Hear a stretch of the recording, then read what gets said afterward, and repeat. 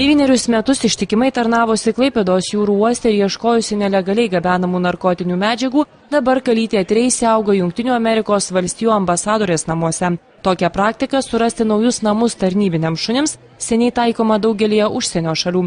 O kasmet Lietuvos muitinės departamente tarnybą baigia apie 5 tokius keturkojus pareigūnus, todėl ambasadorė siūlo tinkamai pasirūpinti jų senatvę. Kas atsitinka su šiais šunimis, kaip Treisi, kai jų tarnybos laikas baigėsi ir jie išeina į pensiją? Jiems reikia surasti naujus namus. Aš žinojau, kad Amerikos muitinės tarnyba vykdo tokią programą, kuri suteikia žmonėms galimybę priimti globoti tarnybą baigusi muitinės šunį.